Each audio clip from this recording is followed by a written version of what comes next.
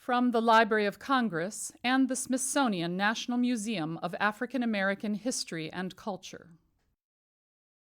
You want to stop at any point? Just a second. Sure. Today is Monday, July 25, 2011. My name is Joe Meunier of the Southern Oral History Program at the University of North Carolina at Chapel Hill. I'm with our project videographer, John Bishop, in Ithaca, New York, to do an oral history interview for the Civil Rights History Project, which is a joint undertaking of the Smithsonian National Museum of African American History and Culture and the Library of Congress. And we're delighted this morning to be with you, Ms. Cotton, Ms. Dorothy Cotton, Thank here you. in Ithaca to spend some time talking about civil rights history. Thank you. Let me ask a very broad first question for some reflections. I have read where you wrote that you wrote the following, kind of thinking about the world that you came up in. You wrote, from a very early age, I had felt like I was in the wrong place. Yes. Isn't that interesting? It is to me that the sense that I was in the wrong place was very just sort of pervasive in my being. It was I couldn't put words on it at the time that I was feeling that as a youngster. But of course, as the years have moved on and I've moved on, I still reflect on it and have learned to have come clear on just that fact that I was supposed to be somewhere else. This is not my home community even. It was alien to something in my very being. I don't know if you know something about that neighborhood, 917 North Greenleaf Street in Goldsboro, North Carolina, where I was born. And, outhouse in the backyard and people fighting and doing horrible things to each other. And that must have had something to do with it, just the behavior of the people, not just the behavior, just, I don't know, the way they were, the people in that neighborhood, felt alien to me even as a child. Yeah, and I think you had lost your mother. My mother died when I was 3 years old. Yeah. And of course that was the Depression and segregated southern town. What can you say to kind of frame the circumstances of your father's life after having lost his wife, and he had 4 children to raise? And what do I say about my father now in these days? Incidentally, my feeling about my father, my understanding of my father has evolved. When we were children, he was just, the big guy, and he really wasn't big, tall, skinny guy actually, but here's this big man, raising 4 girls, and I know a lot and I understand a great deal about him in retrospect. I know now that he went to, I think he said the 3rd grade, and that's what stands out for me, that he went to the 3rd grade. Not only did he just get to the 3rd grade, they lived way out somewhere. I must research that place, on somebody's farm, kind of a plantation kind of place. And his mother worked for a white family. It's interesting, I sort of choke on that kind of language now. I really don't even, one day, if I'm on the planet long enough, I'm gonna create a whole new genre of language with which to describe people, because I've jumped forward here, but it seems so just silly, ridiculous to me to continue to refer to people based on a color. As I said to a friend recently, well, she wasn't even a friend. I was doing a speech and I pointed to a woman sitting down front with a white blouse on. I said, they call you a white woman. But you're not white. If you were the color of your blouse, I would call the ambulance and get you to a hospital. And my dress that I was wearing was black. My skin, Andrew Young said I was pecan tan. And so there's nothing, oh dear, it's not literal. But anyway, I sort of digressed here. But I think about my father with a great deal of sadness now, but also some anger. I can forgive to some degree the things that the part of him, the part of his behavior that makes me angry and that is still hurtful, because I'm wise enough now to accept the fact that he didn't know any better. For example, the way he would discipline us, these 4 little girls. I'm 3. We were 1, 2, less than 1 year old, 3, 4, and 5, 3 and 4, the 4 of us, when my mother died. His notion of how you teach children and punish them was to take a strap and they were not soft blows.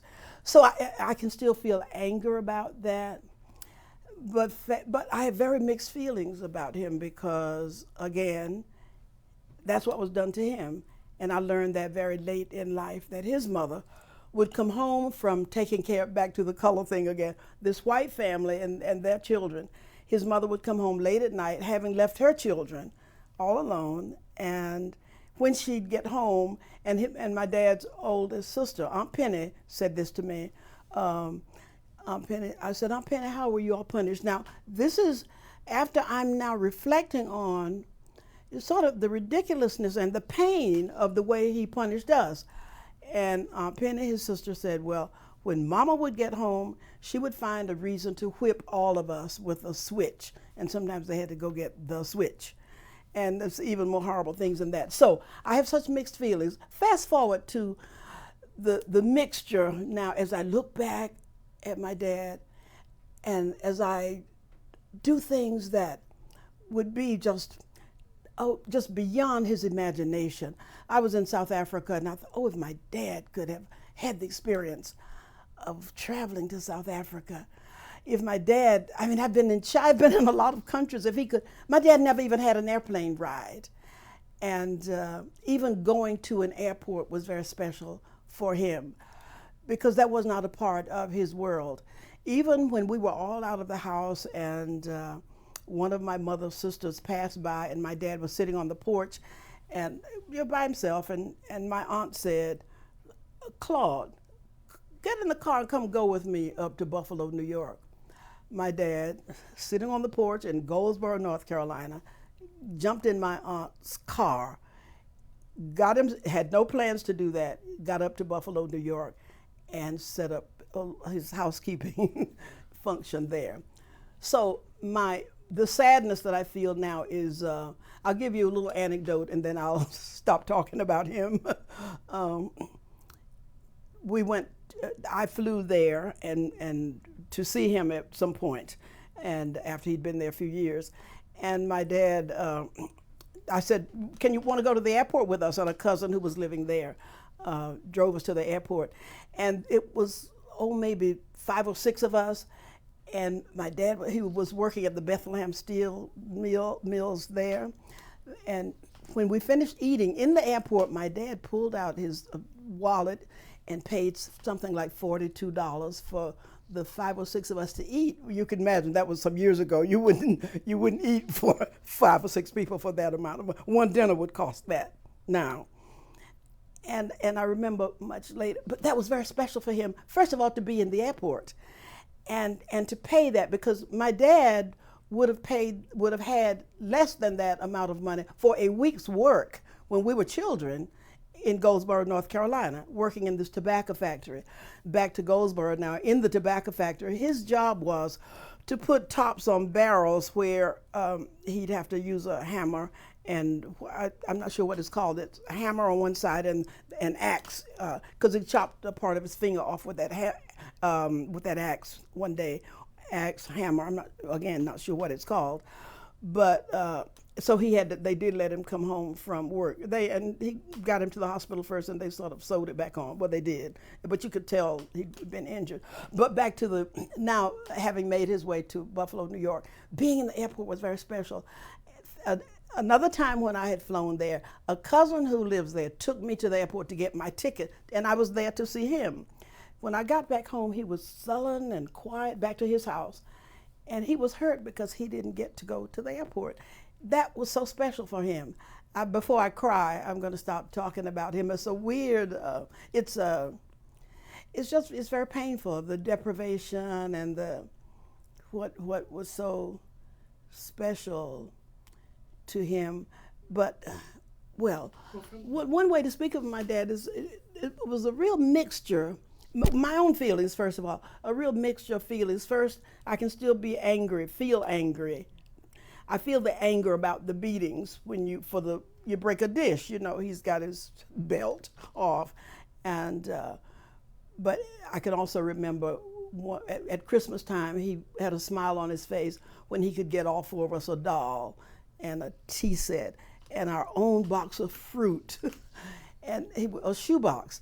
And he was so proud that he was able to do that. So you can see it was such a, there must be a word for this, such a mixture, both in terms of my own feelings and my own assessment of him, and his own feelings about his life and his work.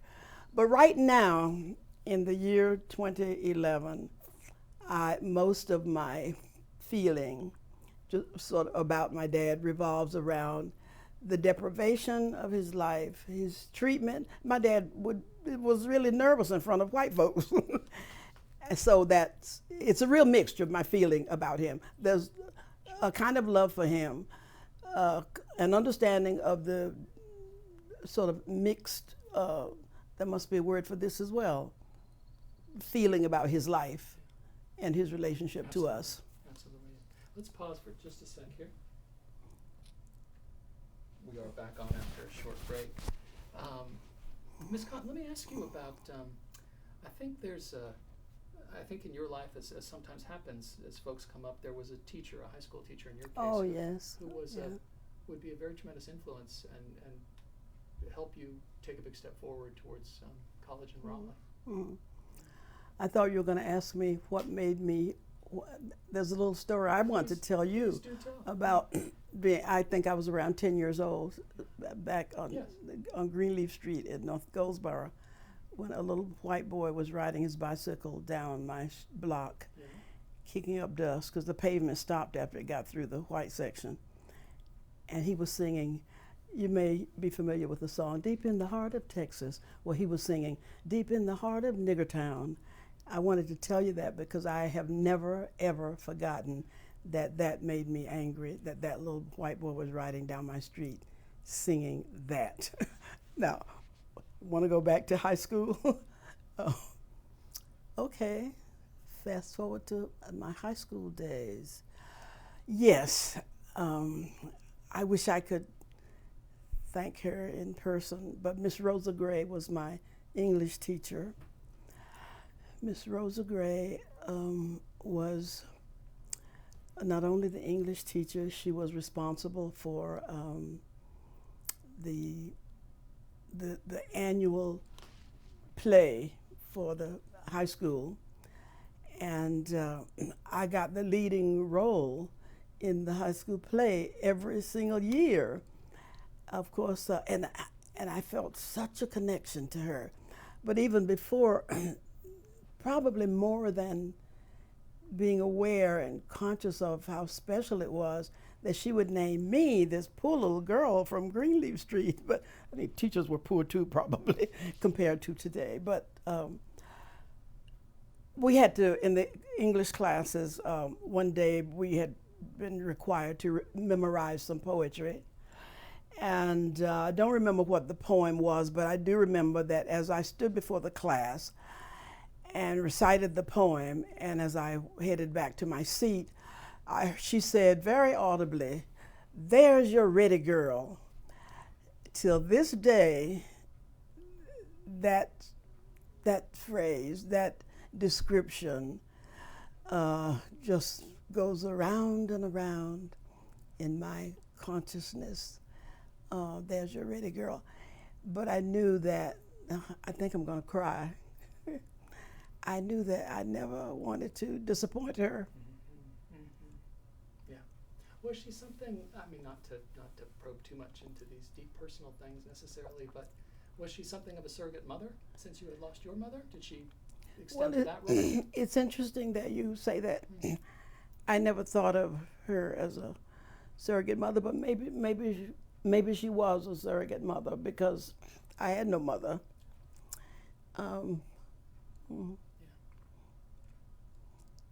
She would. This is. It is, yeah. Should we take a little minute? Yeah. Let's just take a little break, John. Yeah. Thank you, John. We're back after a short break. Yeah. We were talking about Miss Gray.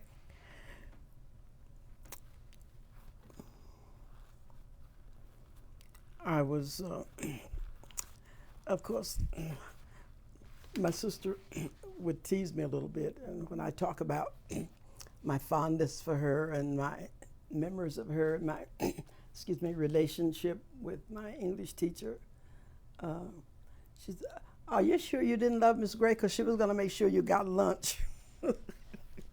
But she was. We all had a little laugh about that because I wasn't feeling. Anyway, I had just some other feelings. And my sister made me laugh. But another example, it's the notion of Miss Gray being a surrogate mother is what really got to me because I never thought of it that way. But I think that's true. She, there's the junior senior prom in high school. And when it was time to go to the junior senior prom, my dad was not going to let me go. Miss Gray came to my house, sat on the porch, and those little houses along there, those three little row houses, and they're all torn down now. But the porch was high, so one could get under the porch. My dad was sitting on the front porch, and my teacher, Miss Rosa Gray, sat there. He offered her a chair, and she was pleading with him to let me go to the junior senior prom. She said she would chaperone me. I don't know if Dad knew what the word chaperone meant, bless his soul. but I think he said she would take care of me. But she was pleading with him to let me go. I mean, I'm her star pupil, and I can't go to the junior senior prom. And I remember that under the porch, listening, that I was really upset. And fast forward, believe it or not, 30 or 40 years later, it came clear to me why my dad said I could not go. I'm sure my dad, as poor as he was a very proud man. He would not let me go to the junior senior prom unless I could be as dressed up as any other child. He had no money for that. Yeah. He couldn't tell her that. Right. He said, "I just isn't ready for my girls to go to dances." That's what he said. He said he was going to talk proper for the teacher. I told you he went to the 3rd grade and living out on that farm. Sure. Yeah. Did you come up in the church? Not really. My dad had a brief marriage to someone who was, I guess they married yet. It's interesting that I never knew, but she was there as the stepmother, Miss Susie May. And I don't know what her name was before. I'm pretty sure they married, but I don't know anything about the ceremony or anything like that. But I don't know how many years, but it didn't last long. And fast forward to a time when we're all grown and married and living our various lives, my 3 sisters and I. And my dad confessing to us that I wasn't loving Susie May. Those are his exact words. I just brought her in there to help take care of you young'uns. So that's why we had this stepmother for a while. And the stepmother back to church was very much a church-going woman. I remember once she was taking all four of us to church, and there was a very threatening storm was pending, thunder and lightning, and we were walking to the church, and all four of us in tow with Miss Susie May, and we always called her Miss Susie May.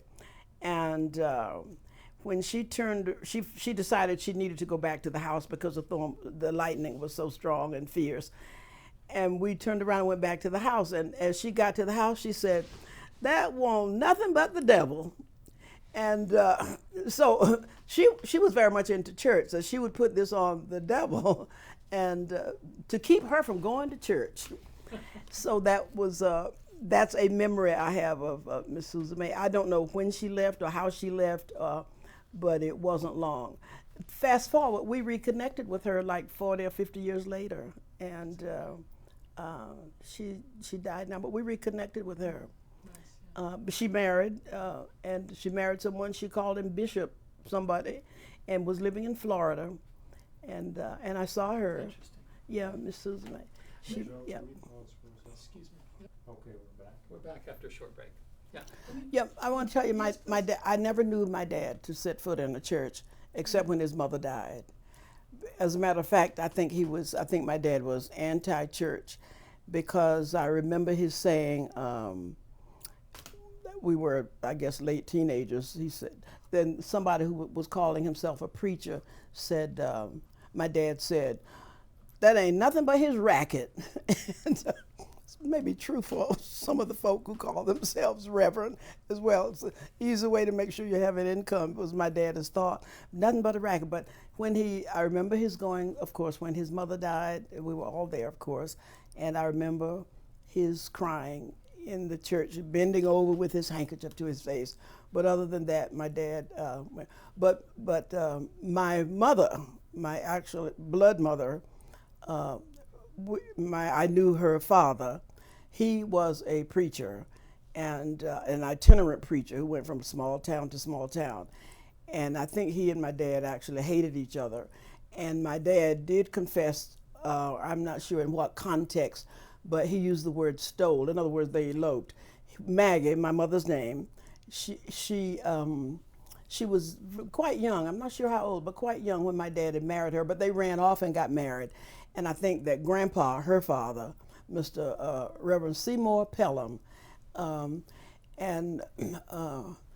Reverend Seymour Pelham would come by the house. We did call him Grandpa, but he would, I could just tell that the energy wasn't right in the house when Grandpa stopped by. Let me take you back to Miss Gray for just a moment, because Oh, yeah. as I understand, she was the part of this. I mean, she's in the story regarding your transition to Raleigh to attend Shaw. Yes. Miss Gray, we used to sing a song. They used to sing, church-going people in those days used to sing a song. "I know the Lord laid his hands on me," meaning that as a metaphor. I'm sure you know that she laid her hands on me in a very special way. In other words, sort of took control of just really, really special events, or control of me in a special way. But Miss Gray knew that college was not in the offing for me. But she called over to Shaw University when I was about to graduate from high school, and talked to, I don't know how one got to go, who you talked to get to go to college, but Miss Gray talked to someone there at Shaw, and I ended up being accepted as a student at Shaw University. She had gotten 2 jobs for me. One job was working in the dining hall. The other job was cleaning the teacher's dormitory on the campus at Shaw University.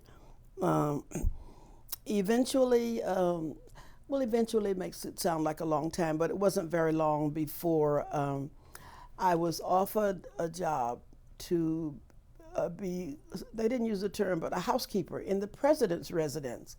For a very short time, I had 3 jobs working my way through college.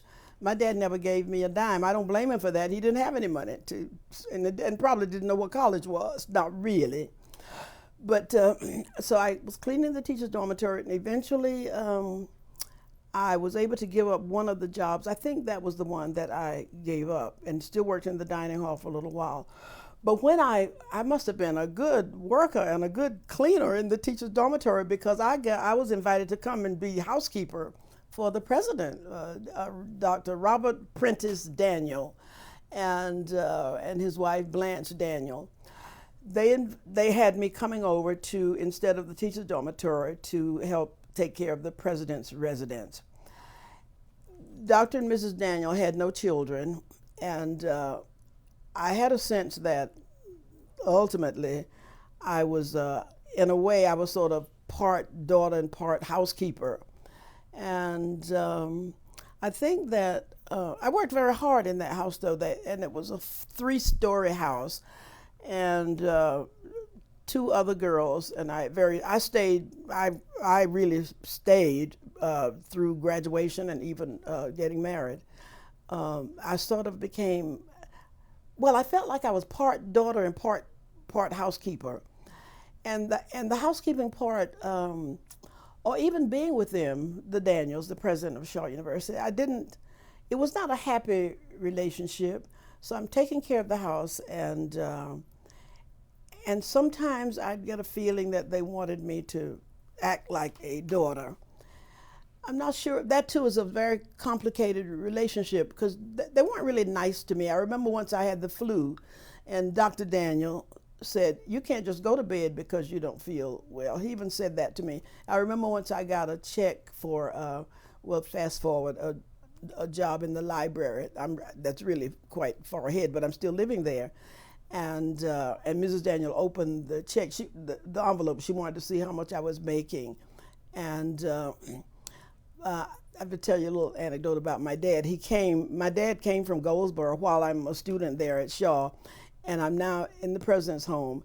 And my dad had never seen floors like the floors in the president's residence. And he said, "What in the world does anybody want their floors shining like this for?" And I was the one who polished those floors and put the wax on the floors or whatever for a while.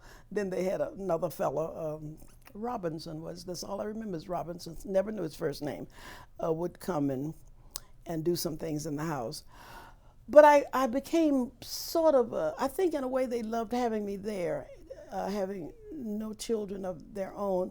But at the same time, I don't have happy memories of being there, but it was helpful because they saw that, I went to class. It took me at least 6 years to get my college degree, I think it was. I was in a class with a fellow, I'll think of his name as Horace Sims, was a classmate of mine in a Shakespearean class. We both loved Shakespeare, and I remember that poem I said in her class, I love reciting Shakespearean poetry. And this fellow, Horace Sims, sat next to me in the Shakespeare class studying Shakespeare. And we used to walk down the hill, Horace Sims and I, to have a beverage. We didn't have a campus center as they do on campuses now, but there was a fellow who had a place for students to hang out and have refreshments just down the hill from Virginia State College. And sitting there one day, Sims said to me, "I have a fellow I'd like you to meet. And his name is George Cotton." Fast forward, you can imagine. So George Cotton, this must have been, George was at least 10 years older than I, but that was not an issue then. And I remember that they had this great big Buick. And I had the sense that, anyway, George Cotton took a liking to me. And I've read somewhere that people say, I met George Cotton in college, suggesting that he was a student as well, but he was not. George never went to college. I don't know how far George Cotton went to school, but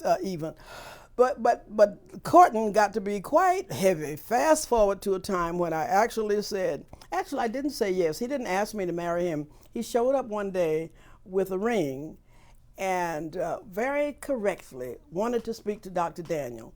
And I knew at that point what he was going to do. I didn't know he had a ring, but he wanted to ask for my hand. I wonder where George learned that.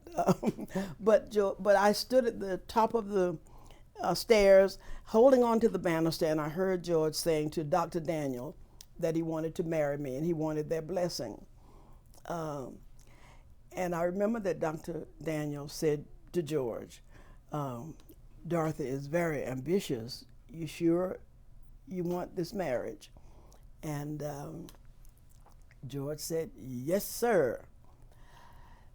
George Cotton and I got married in the president's residence, this place that where I'd scrubbed floors, not scrubbed, polished floors, and cooked and served meals. And again, I was part housekeeper and part daughter, I used to say, but a very sort of mixed.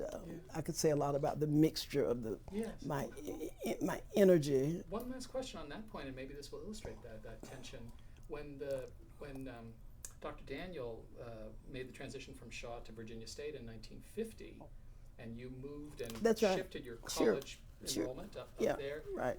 Were you?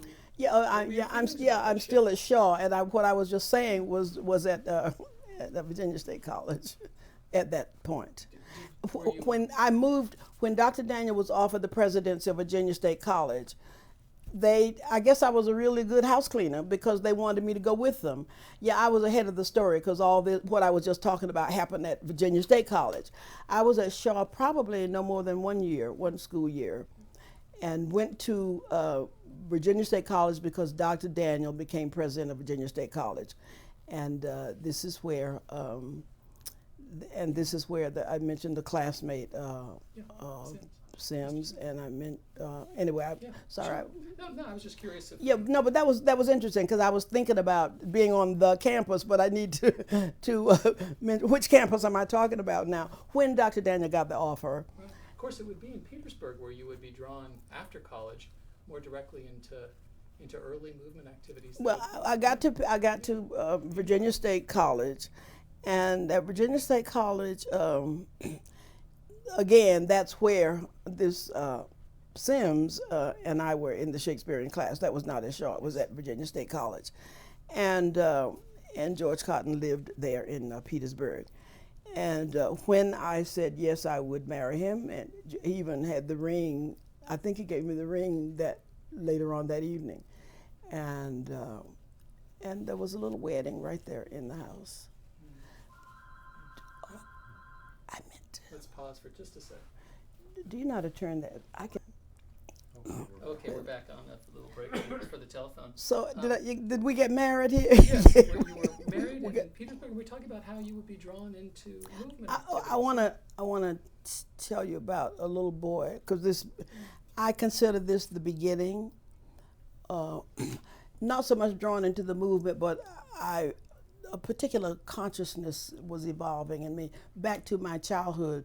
Did I tell you about the little boy driving down the sidewalk, singing Deep in the Heart of Nigger Town? Yes.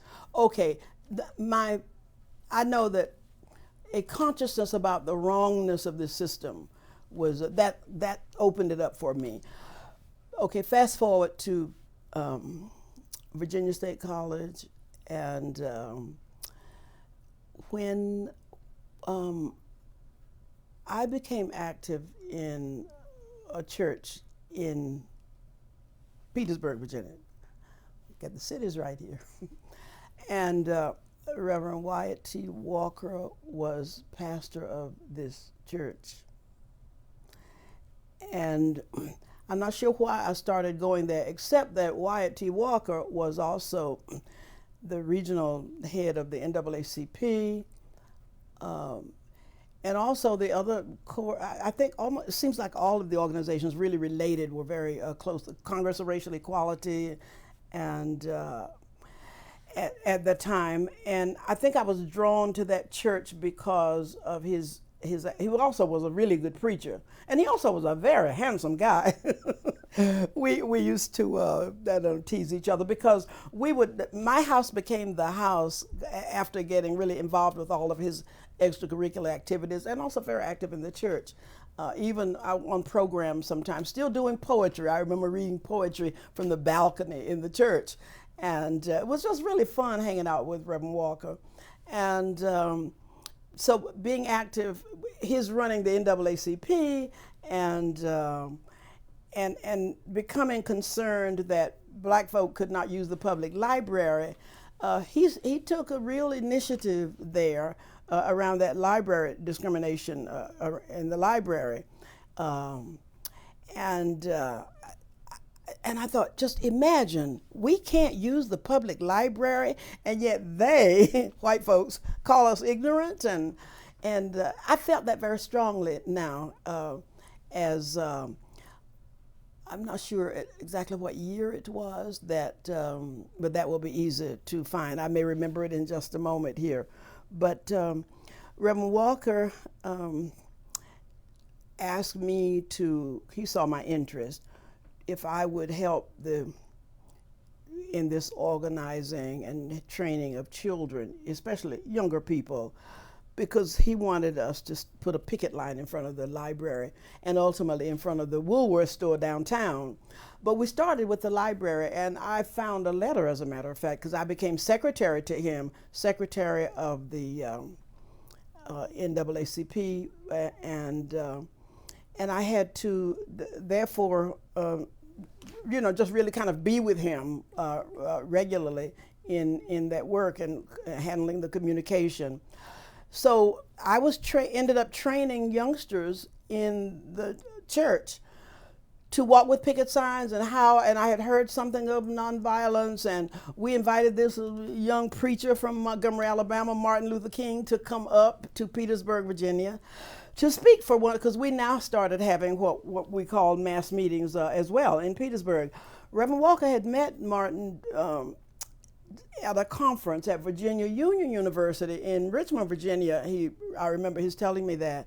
He had met him, and now Reverend Walker is very much interested in what was going on in Montgomery, Alabama, the Montgomery bus boycott, and invited this little preacher from Montgomery to come up and speak for us. So Reverend Dr. Martin Luther King did just that, because in cities where there was a protest activity, and it seemed to be just springing up all over the place, this protest activity.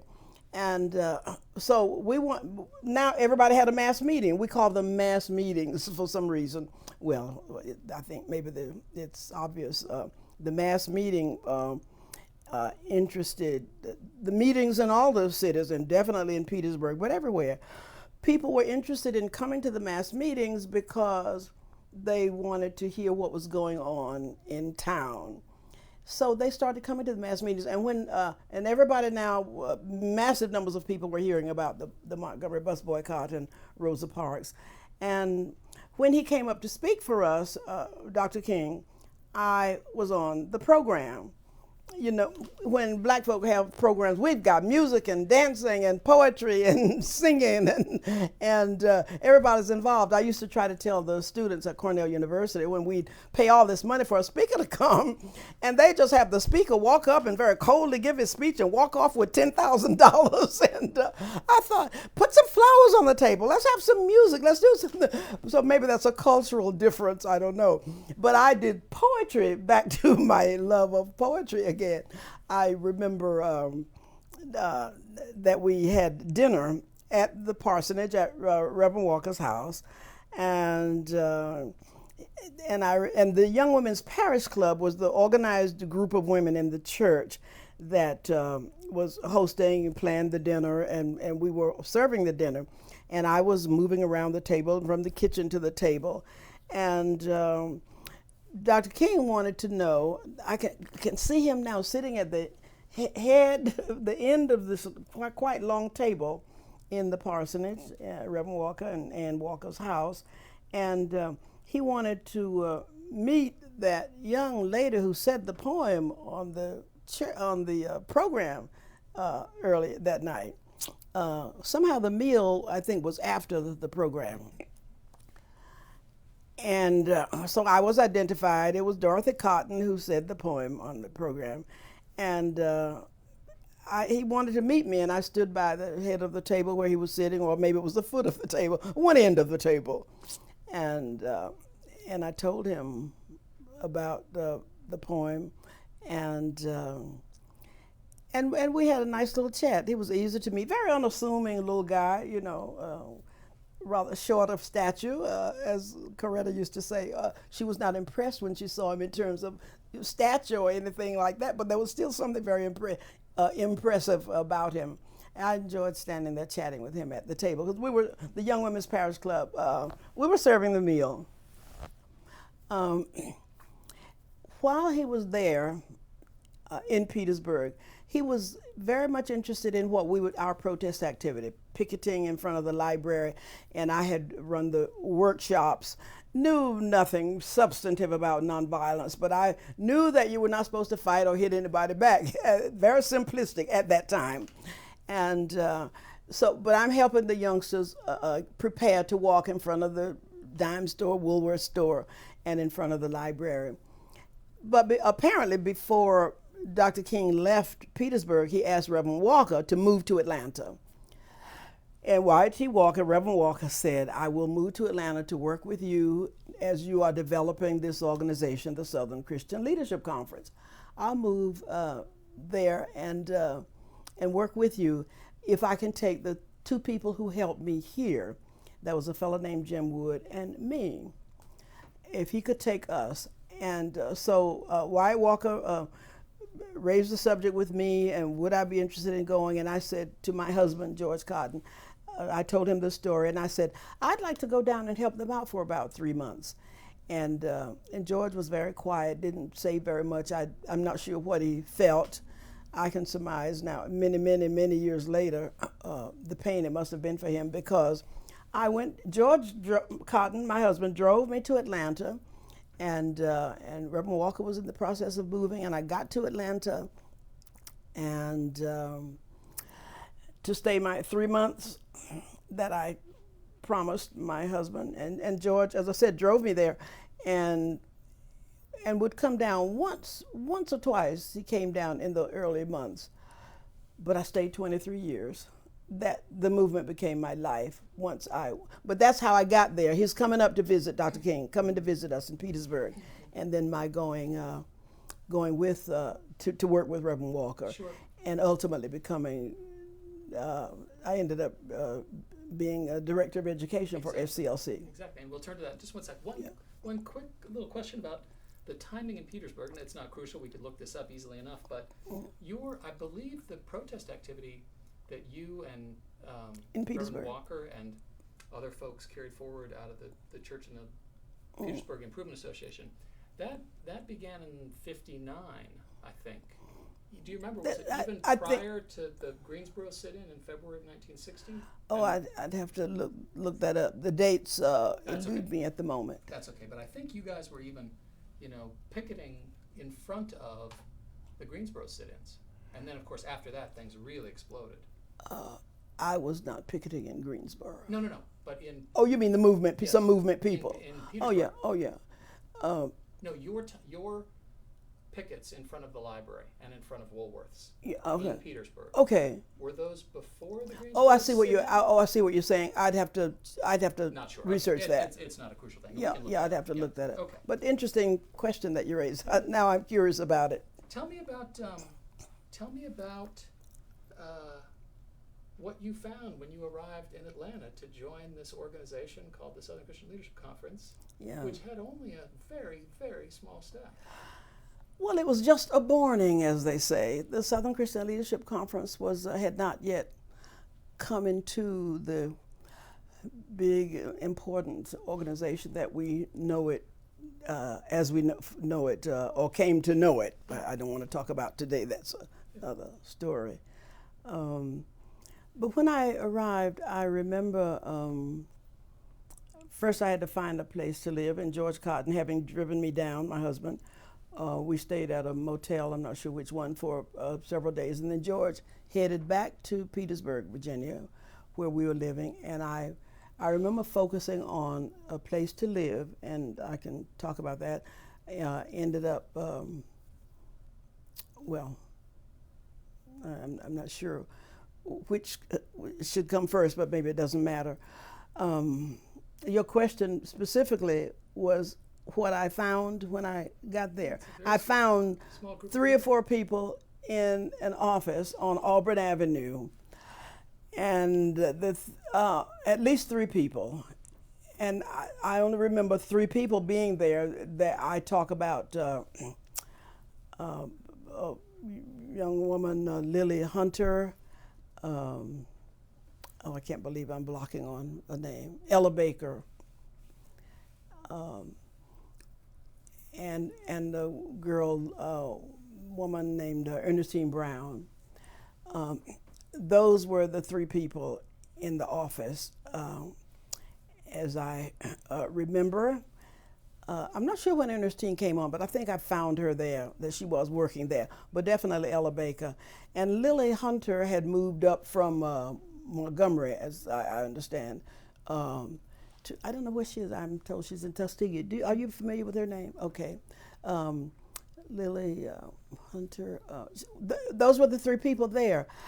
Very, and of course, I'm this sort of wide-eyed youngster, never having traveled much or lived in another city, and I feel like I was exploring possibilities for my life.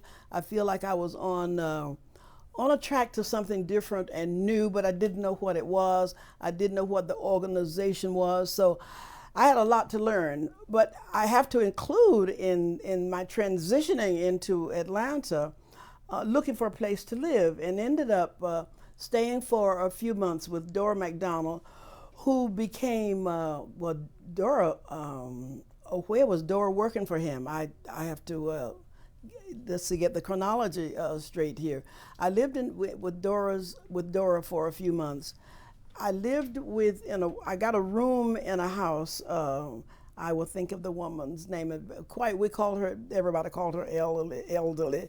But I got a room in her house, in an elderly woman's house, and I'll think of the name. I may have to call you up and give you the name. No trouble. So anyway, it was a room there, and ultimately a room in Dora's house. I need to remember when Dora came on board. Dora must have already been there. But I met her, and Dora had a house. And I ended up staying with Dora for a short time, I think just several months. And you changed that to staying with Dora McDonald, who became Dr. King's secretary, and then staying with the elderly woman. I hate saying elderly woman. I'll tell you her name in a minute. Mrs. Mosley, I think. Thank you. My goodness. Oh, dear. Now I'll have to take you to the White House, too. Yeah, Miss Mosley, that's right. Stayed with Ms. Mosley longer. Gee whiz, how could I forget that? Does anybody else forget? Oh, we all forget. But Yeah, the I just have parts of witnessed the story, yeah, it was Ms. Mosley. very recently. Right, so I it's stayed fresh with her, in mind. and I became quite at home there. But I had a room, but she made me feel very welcome. There were no children there, and her son and his wife lived there. So I lived with Ms. Mosley until I, again, see me just entering into life in Atlanta. And eventually, not too long, maybe I stayed with Ms. Mosley, I'm not sure how long, maybe a year, I got myself an apartment and was shopping around for quite a while and found this apartment. And by that time, of course, I'm enmeshing myself now in this growing organization, SCLC, and just kind of learning the ropes. Another thing I remember moving into Atlanta was during these weeks when I'm looking for a place to live. I remember that first, as soon as George left, I was walking through an area, and I remember a fellow snatching my pocketbook, which I never got back, incidentally. And now here I'm this new, never traveled much at all, and having this happen, exploring and staying in these 2 or 3 different places, rooming with people. But Dora was Dr. King's secretary. I'm not sure when she became his secretary, but I did have a room in her house for a while. Had she been at Morehouse? I'm not sure. Would she have been? She might have worked there. Yeah, Is that what you mean? I thought she had come over from Morehouse? maybe from Morehouse. and was a very accomplished professional secretary with deep She connections was. to She the was. community. Yeah. As a matter of fact, I have written that Dr. King said Dora could be secretary to the President of the United States, and I wrote in my book manuscript that I'm doing. I wish that I hope that Dr. King told her that she could have been. Now, one thing we haven't mentioned as we're kind of coming through the late 50s into the early 60s is that you had also just earned a master's degree. Yeah. So you arrived with a master's degree. Yeah, I was doing a number of things kind of simultaneously here. What happened was, now, this is after the marriage, my marriage to George Cotton. This was, and this was before going to SCLC. Yes. But yes, I went up to, I knew that I was hungry for something, and that something was on the horizon for me. I can only put that in words now. But I said to my husband I wanted to work on a master's degree, and then so I went up to Boston, to Boston University for one summer, I think it was first, and I came back home, and then I realized I wanted to go back and really seriously pursue the degree, which I did. I came home for a semester, then went back, decided to stay and finish it. So I did get the master's degree. As a matter of fact, that's one day that I'm very clear about, because it was in the summer of 1960, and I knew that I was questioning whether I would stay and march in cap and gown in the commencement exercise to get this master's degree, and decided that I would indeed do that, because it had been quite a struggle in working it into my my schedule of things that were kind of cooking for me, things that were on my mind. And in the summer of 1960, that's when I said to my husband, I want to accept this invitation from Reverend Walker to go with him, an invitation from Dr. King to go to Atlanta. So I went to Atlanta a few days after I got the degree at Boston University. Sure. In an organization that, as you say, are borning in those months, Yeah. in the early 60s, such a small group of people, your original title on arrival, I think, was Director of Education. Not originally. No, I was working as administrative assistant to Reverend Walker. Okay. I went down there, and that's because we didn't know what we were going to be. We didn't even know that we were going to have this education program. So I was working as Reverend Walker. I remember saying to him one day, he was piling so much stuff on my desk, and how I'm a good fast typist, and we didn't have computers in those days. So I'm sitting there typing, and one day I said, God, you expect me to finish this? There's so much, Reverend Walker, on my desk. But I was his administrative assistant. One story that stands out in my mind, or one event that stands out for me, is one day Dr. King pulled a chair up in front of my desk as I'm sitting there with stuff all piled around my desk, and it was almost like he was interviewing me and asking me a lot of questions about my life and family and school and whatever, just chatting. And shortly after that, he asked me if I would go over to a place called Highlander Folk School shortly after that. And that's when I really kind of put two and two together and realized that I was really sort of being interviewed, as I surmise. And I'd have to tell you the whole story of Highlander, but I don't really need to do that, except that Highlander was in the throes of being closed down because they had all sorts of phony charges leveled at them. This communist school, and there was you may have heard of this billboard on the side of the road with Mrs. Eleanor Roosevelt and Dr. King on the same roadside sign, and somewhere in the caption was, "These have been to that communist school." Interestingly, one woman at Miles Horton, who founded the Highlander Folk School, at Miles' memorial service after he died, one woman told this story, and she said, a big laugh at Miles' funeral, "They wouldn't have known communism from rheumatism," because they're calling the school a communist school. And then because Miles Horton had black folk and white folk meeting together when that was just not the thing to do in those days. But I was asked to go over to Highlander, and because Dr. King and company must have seen the handwriting on the wall. The state was they were just taunted all the time and charged, and just had many charges leveled against them, including selling whiskey. And I understand that they had served beer at an event there at the Highlander Folk School. And the Highlander Folk School is another whole story. But when Dr. King asked me if I would go over there to just meet the people and check out the school, to get to know something of the school, I did just that. So now I'm moving away from being administrative person to Reverend Y.T. Walker. I went to Highlander and I met this woman Septima Clark, and because Septima was working there at the Highlander Folk School. There's an interesting story about how she got to work there, and I'll see if I can summarize this, but Septima had met Esau Jenkins. Esau Jenkins was a man who lived on the Johns Island, the Sea Islands off the coast of Charleston. And Esau had, I think I've been told more than one, but he used to drive a old school bus he had acquired from the islands to the mainland of Charleston, and taking people back and forth to work. He was a very enterprising man, and he would I guess that'll do it again. We'll take a little break for the telephone. there is. Hold on. Okay, we're back after a short break. Talking about Esau Jenkins. And Yes, when I did go over to Highlander, and I met Septima Clark there.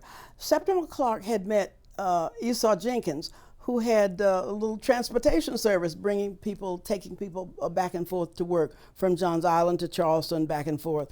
And Johns Island stands out in my mind. Some of the other islands, Wadmalaw, Edisto, the other islands are off the coast of Charleston, ultimately were involved. But I really want to tell you about, I'd like to share the fact that Esau Jenkins experienced an event. He didn't see it. Well, let me tell you what the event was. A white man shot a black young boy, and the white man shot the boy because the boy accidentally ran over the man's dog. So he just killed the boy. And I understand the dog really ran out in front of the truck, I think it was. And so, but the white man killed the boy, this black boy, and the people, predominantly African American and literally African American, you can still hear the Gullah language, they call it, spoken around the island there in those days. And Esau realized that something was wrong with that picture, because the people of Johns Island didn't rise up in righteous indignation when this man decided to just shoot the boy, and nothing happened. And Esau was smart enough to know that they didn't protest this killing because the boy, because the people they didn't protest the killing because the people on the island had no political power. What I've just said really is the germ of the citizenship education program that ultimately became my job. Because what happened was Esau started helping people on his bus as he drove them back and forth to work understand why it was important for them to register to vote, and talking to them about political power. And it's amazing that Esau, sensed this, knew this, understood this, and its relationship to an event like that. And Septima Clark said, Esau Jenkins had a third grade education, but a PhD mind. And I like to quote that because it must be true. He could see that the people having no political power, and the people on the island also were predominantly functionally illiterate on the island there. And but Esau met Septima Clark. Her story also relates to my going to SCLC in the sense that Septima had been fired from the Charleston school system. She had been a teacher, but she was fired because she would not say whether or not she was a member of the NAACP or not. And they met, Esau Jenkins and Septima met actually at a conference at the Highlander Folk School. We can just sort of actually, I guess, is fast forward a little bit here to a time when the citizenship education program that is helping functionally illiterate black folk, African American people, understand their political power. It just grew like topsy when Septimus and Esau met each other there at the Highlander Folk School. Esau was wanting people to discover their political power, and literacy training was a major part of that. And then meeting this teacher who loved to, there's a photograph of Septimus Clark holding an elderly gentleman's hand, helping him learn to do cursive writing, because in those days one had to do cursive writing to sign your name, and which was probably a trick too, just to keep black folk from registering to vote. So my being there, meeting Septima, who now came over from Charleston to work there at the Highlander Folk School, and Esau and her and Septima working together now. I just want to tell you that Highlander was fighting for its very life in the courts at this time, and they lost that battle. In other words, the state confiscated that property, beautiful property there in the Cumberland Mountains, and because they lost that property, so Highland in terms of location was kind of in limbo for a while. Maybe one way to speak about that. But ultimately they got a new property, and which is just beautiful in the mountains in that area. I should be able to describe it more directly, and I've written about it in my book manuscript. But now that they were in the time between the time from actually losing the Highlander Folk School, the people who were funding these workshops now that Septima and Esau were, so Septima could help them learn to read and write, and Esau was talking the political aspect of it. Everybody wanted to make sure this training continued. SCLC, now my organization, Dr. King's organization, inherited the organization. The Marshall Field Foundation, who gave the major funds to the Highlander School to do this training, helping these black folk learn to read and write enough so they could register and vote. They were interested in keeping this training program going for these people, and eventually, not eventually, it didn't take them long to decide they would give those funds to SCLC to run this citizenship education program. And I was asked to become the director of the Citizenship Education Program, thanks to Andrew Young, had secured through the good offices of his church, the Congregational Church, a facility there in McIntosh, Georgia. And we would hold workshops there. And now Andy, Septimer, and I would travel the South recruiting people to come into the 5-day residential workshop. Because what happened after, we could probably point to a number of horrible events now around the South, but we knew that we could do more with this training program than just help people learn to read and write. We could expand it to helping them understand their political rights. They could understand their rights as a citizen, what that all meant, and because Andy had a connection with the Congregational Church, being a Congregationalist minister, we found this, the Dorchester Center at McIntosh, Georgia, and a property that the National Church owned. So we started having workshops there. But now envision Septima Clark, Andrew Young, and I traveling the South, and we would target places where protest activity was springing up everywhere. Protest activity was springing up in a lot of places, and we would go into places that were just kind of hotbeds of activity now, and we would tell people we have this 5-day residential workshop, and we would invite them to come to Dorchester Center, and they would have a wonderful experience, because we know you're fighting for your rights here, and we will help you discover ways to do that. I remember sitting in someone's living room, actually in Norfolk, Virginia, and my friend Eunice Menace and Albert Menace, the husband, hosted me, because I had met Eunice Menace, a teacher, when I was doing my student teaching before I graduated from college. And Eunice invited me to her house, and her husband sat there. So Al said, you made a wonderful talk, Dorothy. But if you're going to invite these people to come to your 5-day workshop, because when I finished telling them, then I said, and we'll pay your way. He said, you did that backwards.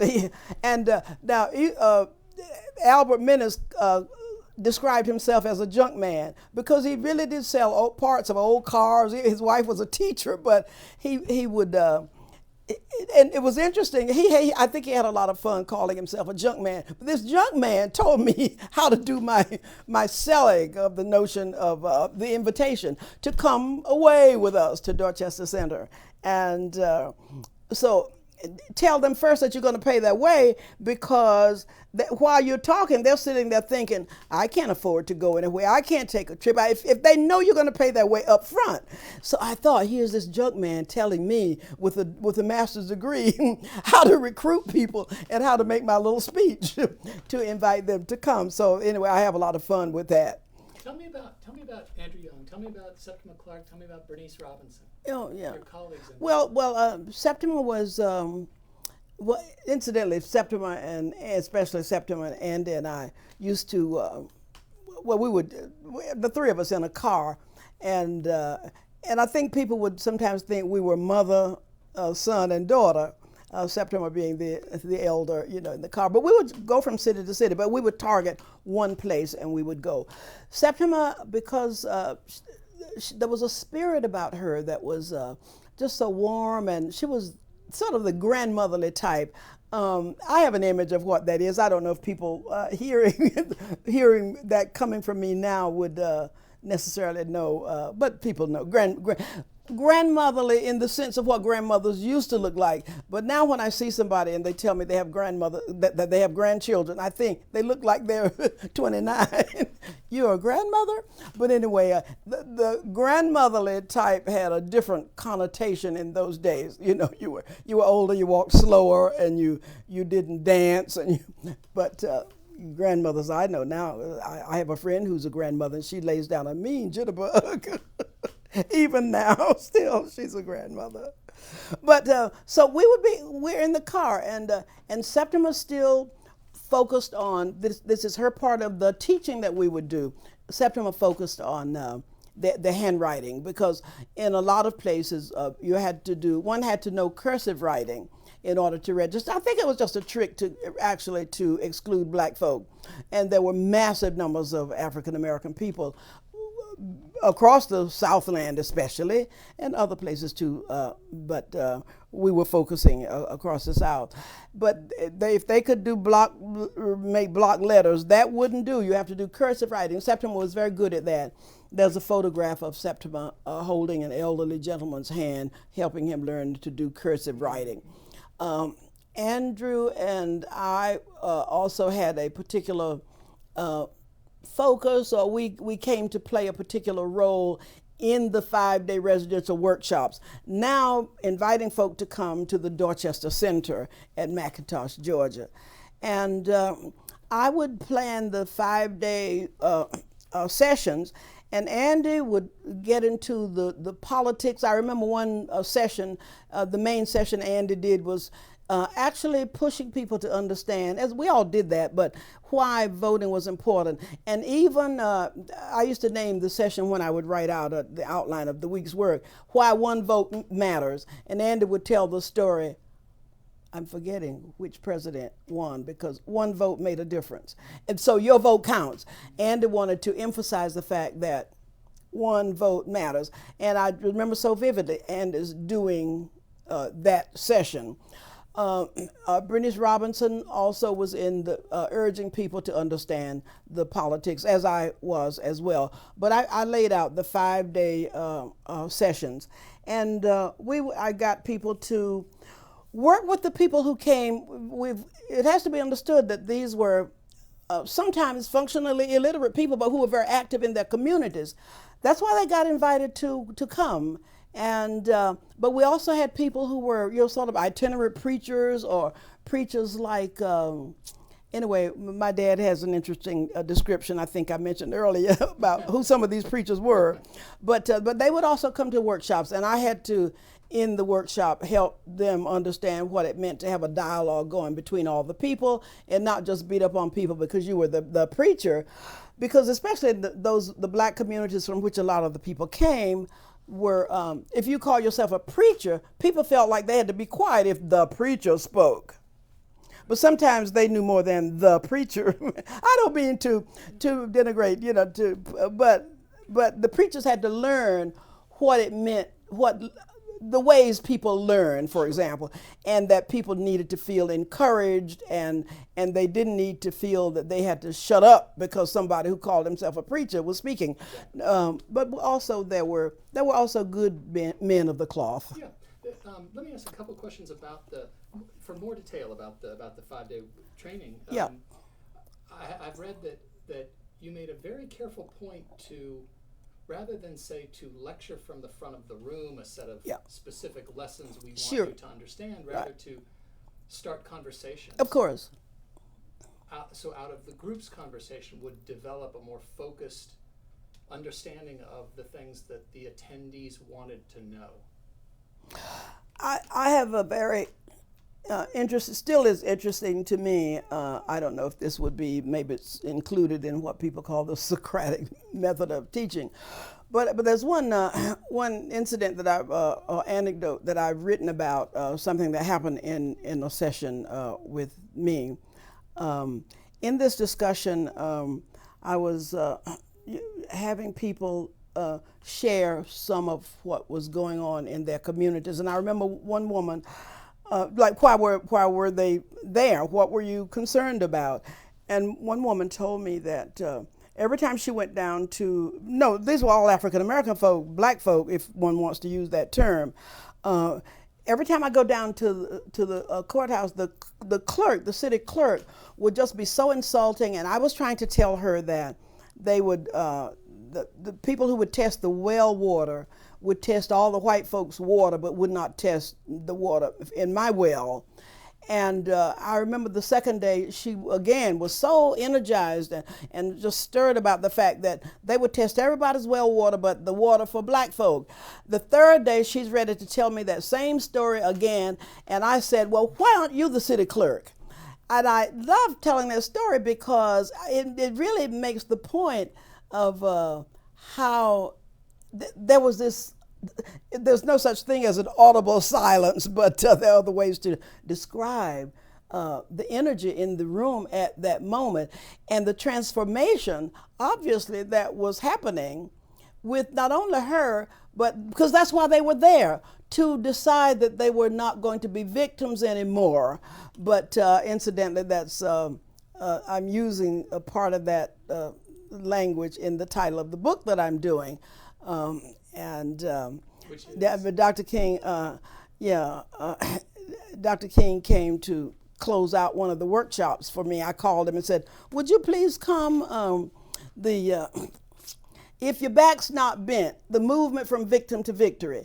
Now, I called him over in Atlanta, and I said, could you come over to Savannah, to Dorchester Center, and close out? We've had about 60 people here for the 5 days, and they have been just a wonderful, powerful group, and we need you. We would like you to come and just do the closing, because we'd have a little banquet on the last day, a banquet put together about people would go out and get green stuff off of the trees and the bushes, and the food was a little fancier, and we'd fancy up the room, and the people in the workshop would do that. But anyway, Dr. King came over, and I remember his telling the people, and he has used this terminology, or had used it more than once, but he said to our now about to be graduates of our citizenship education workshop, nobody can ride your back if your back's not bent.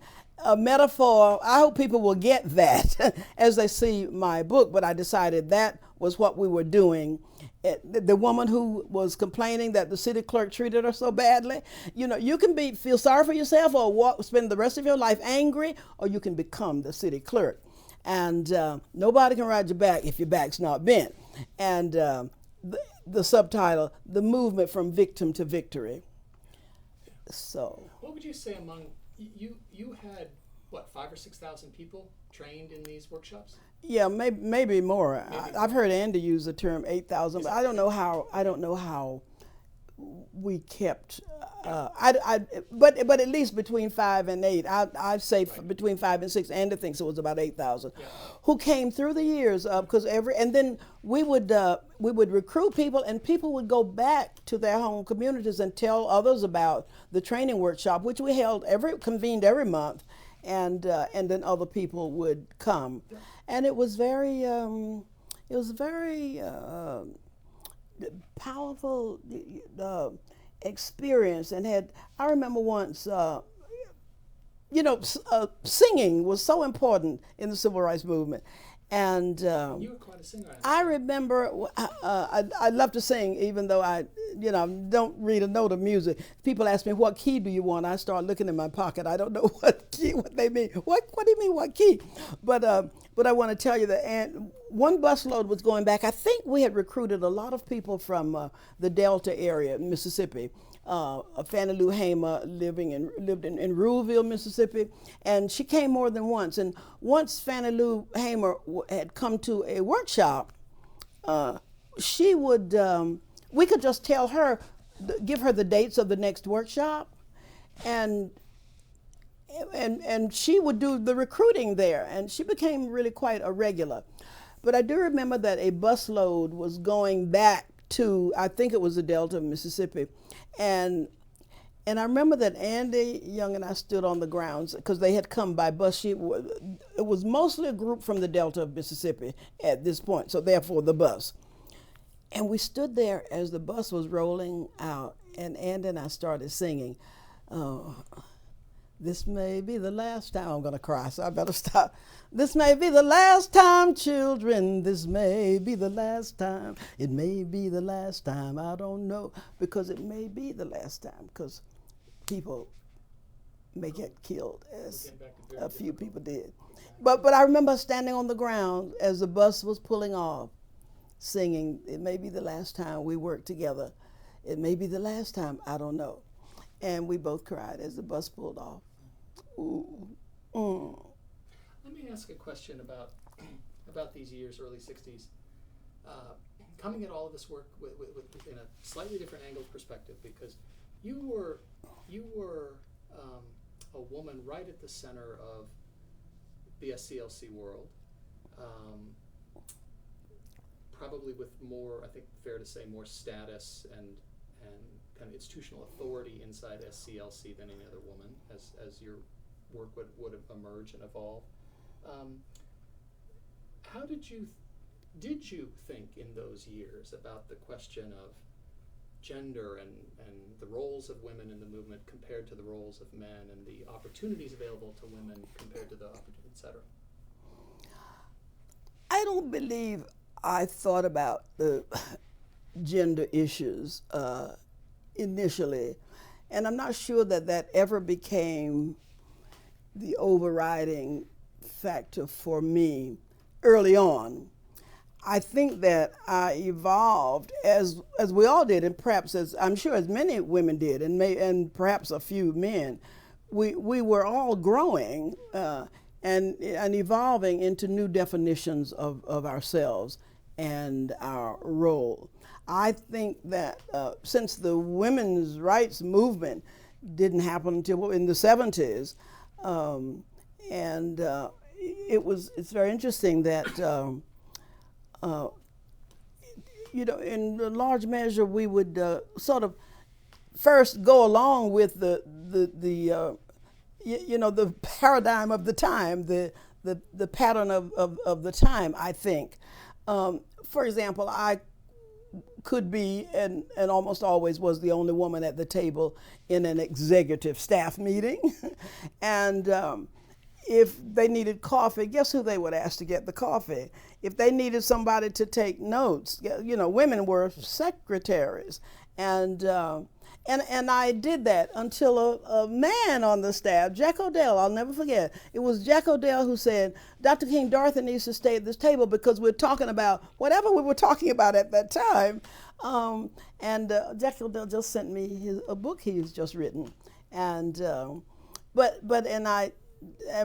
I'm just recently back in touch with him. We're going to do a program together. I think it's in New Orleans soon.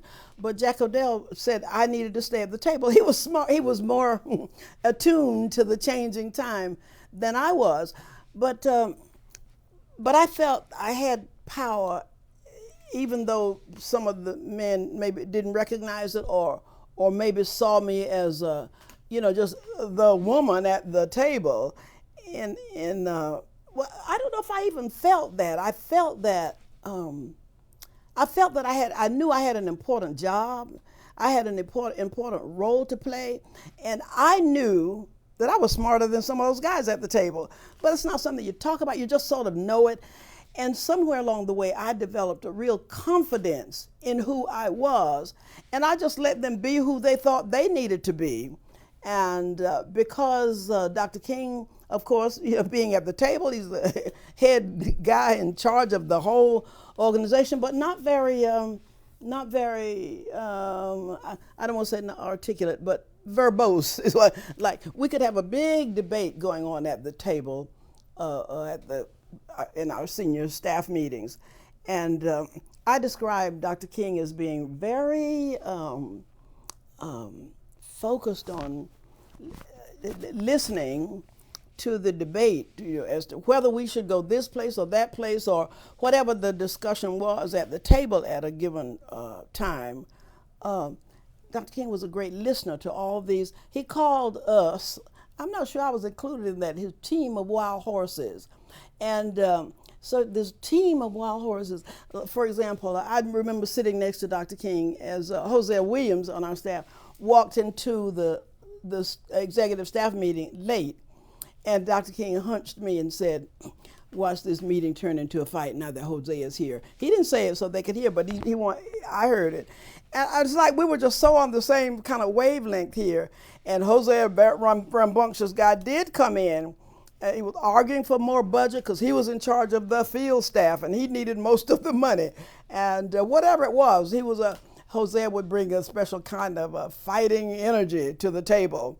And there were other, guys at the table, sort of suit and tie kinds of guys who were, C.T. Vivian and, well, I don't need to call, all their names. James Bevel, who wore overalls and a little beanie of a hat, and a bunch of guys at the table who were arguing, debating things like, shall we respond to an invitation to go to this place or that place or whatever, was on the agenda.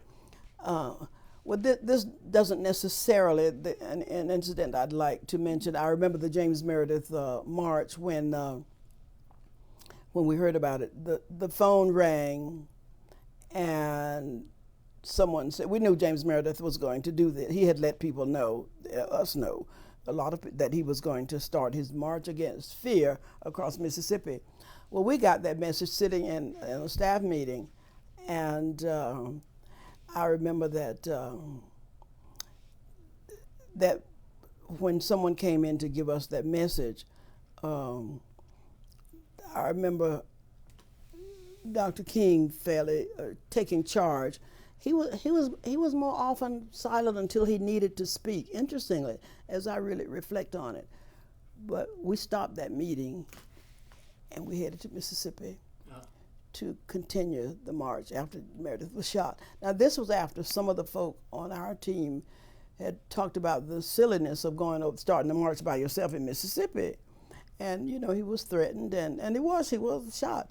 But there was no debate when Dr. King said, we're going to Mississippi and to support his effort. Yeah. Tell me a little bit more, if you would. If there's anything back. Oh, we're back on after a short break. I'd love to have you reflect a little bit more about your relationship with Dr. King. Just that, because you would be close professional associates across that whole span, and I would imagine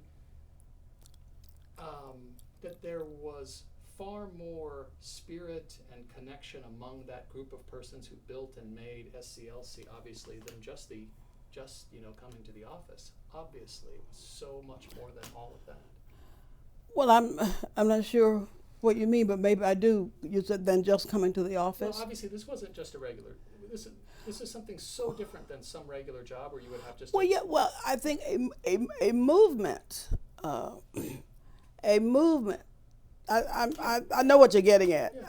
I know, but a movement is not like going into an official office on the 13th floor off elevator, whatever, and going into your formal meeting. A movement, and as I understand it, as I know it, had to be different. If you were formal, to me, I mean, it wouldn't work. I don't know how one could have a movement. Yeah, I know people think that would and whisper about a personal relationship, but is that you raise your eyebrow? Yeah, No. well, no, but I know that there are people who suspect. I think he was my best friend, and I felt such a rapport with him, and I think he with me as well. He felt, well, you know, being a woman, I guess it would be a little bit different because he didn't go anywhere without Andy either. He felt so close.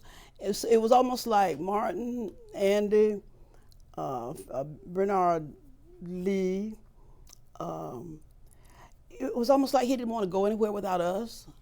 So I was always with him. I was most all the time with him, as Andy was, and Bernard. What else can I say? But your question is right on, because your question makes me feel and realize that as I compare with running a bunch of programs under in Atlanta with some federal agency, which Action with John Lewis. right, going into an office like that, which I did, was quite different than being in the throes of a social change movement. I remember, for example, in where were we, in Birmingham, I think. I remember running across the street barefoot to take some food to people, because they had put people in a fenced-in area because there was no more space in the jails, and it was not a coat and tie situation unless we needed to do that for a particular reason. So I did feel a very special closeness and relationship with him. I felt like he was friend and I could be friend. Oh, I would tell you something that I really don't want on tape, but. But we For- are on for the exa- tape, so Yeah, we are on the I know tape, you so are. I know you are. I know you are. And I think it might be all right even if I say that, because I remember one night that we were having gin and tonic, for example. That's all I'm talking about. I mean, 4 or 5 of us, and I remember that he's tasted my gin and tonic. He said, "That is good. Dorothy, would you make me another one of these gin and tonic?" You know, but you know the. Well, almost the phoniness of some preacher. I imagine, God rest his soul, my grandfather. I don't know if he ever, that alcoholic beverages were that, sinful and all that foolishness. Some of them who preached that enjoyed even moonshine, probably, because they didn't have any money to. But I mean, we would have that kind of time together. I remember even being in. We were very close. I remember being in. We were in Paris, France, a stopover, having gone to Oslo, Norway for the Nobel Prize. And I remember our being gathered in a hotel with somebody. I guess Dr. King must have had a suite, because we were all gathered in a room once, and he had heard that there was an African American person who had a soul food restaurant. You know what Southern soul food is like? And he wanted, so I said, you come all the way to Paris, France, and you want some collard greens and pork chops, and when you're in Paris? And so we just had a big laugh, and I still, to me, that's I don't know the ridiculousness of it, but I mean, I felt that close to him. We were friends, and Andy we were friends, and we were like, we had to be like a little family outside of the blood relatives. I'm sure wives must have, well, of course, on a trip like that, everybody, if you had a wife, your wife was there, or husband, except that sometimes when we were flying together, there were like, I don't know, maybe 18, 19, or 20 people. I'm looking at a photograph there are going, heading to Oslo. Dr. King's wife, Coretta, was on one plane and Dr. King was on another plane. In other words, the group was divided. They never flew on the same plane on a trip like that. They had 4 children to raise, and if anything should happen, at least one parent. But I was on the plane with Dr. King, and also his mother was on the same plane as I was. And I remember Mrs. Alberta King, Dr. King's mother, started singing. She touched me on the shoulder and said, "Dorothy, look over there, the sun's coming up." And there's a song. We have a song. Gosh, we have a song about everything. Oh, day, yonder come day. Oh, day, yonder come day. Oh, day, yonder come day. Day done broke into my soul. Yonder come day, yonder come day. Now, Mama, Mrs. King is singing that. I didn't call her Mama King, so we call Daddy King, Daddy King. So she stood up in the aisle and started singing. Dorothy, I was sitting next to her. Look out the window, the sun's coming up. And that brought the song to mind for her. Before we sat down, Dr. King was up in the aisle singing a song. I'm just saying, we had a lot of foolishness and a lot of fun.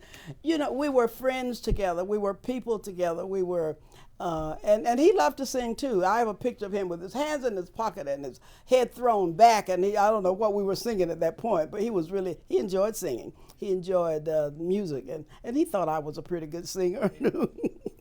But that was, but just the way we were together was when he would go, he'd love to go to Jamaica, some warm climate, to write. I remember we were in, he loved to go, he went to Bimini once, but I think we were in Jamaica, and when this happened, when he got word that